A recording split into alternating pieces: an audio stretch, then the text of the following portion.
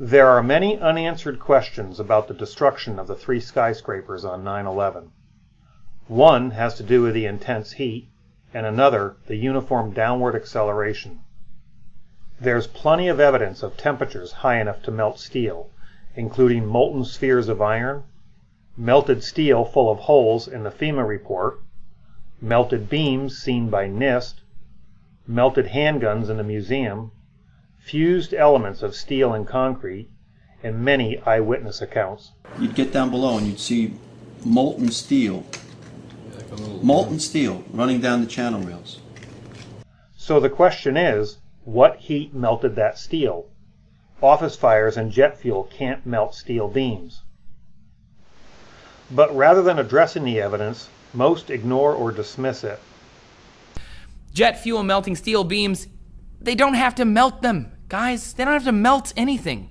They don't have to liquefy steel, but you can bend steel with your bare hands if it gets over like 1800 degrees.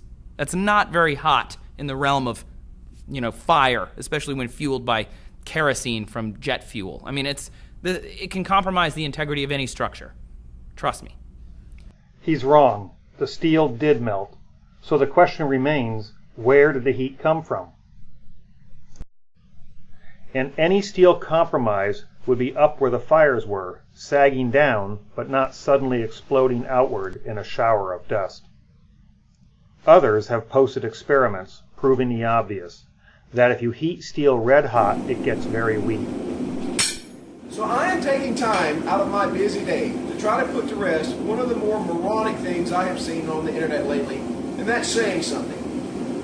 Through my Facebook feed, I saw yet again that old tired argument, that question. Jet fuel only burns at 1500 degrees, and since steel melts at 2700 degrees, 9/11 was a conspiracy. I am so sick and tired of this argument.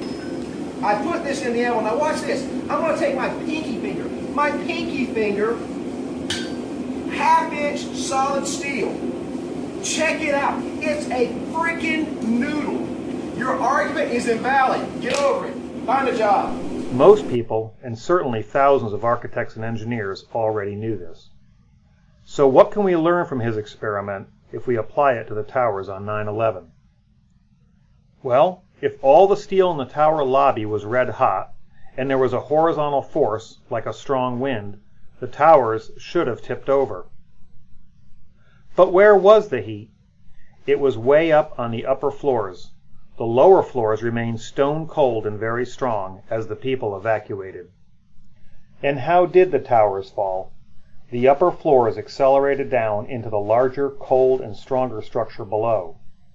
And the only force, we are told, that caused this remarkable motion was downward from gravity alone. But what happened when the blacksmith applied a downward force? It's very hot, but not melted. Obviously, it is not melted.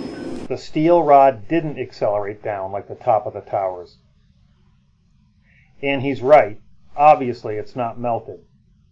But that's what the saying, jet fuel can't melt steel beams, is all about. Those fires couldn't have melted that steel.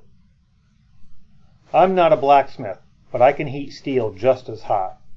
Let's conduct a more realistic experiment by heating a rod about where the heat really was in the towers, and see if the top accelerates down by gravity alone.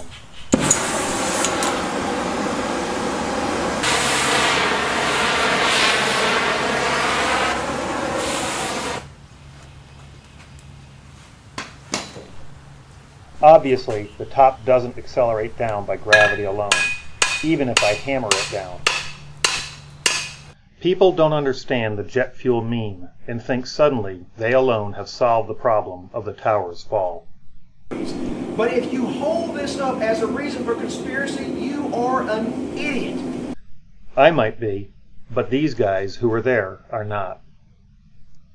Research and understand the issues, and then try to find any realistic experiment using steel and concrete that demonstrates the destruction of those towers by fire and gravity alone.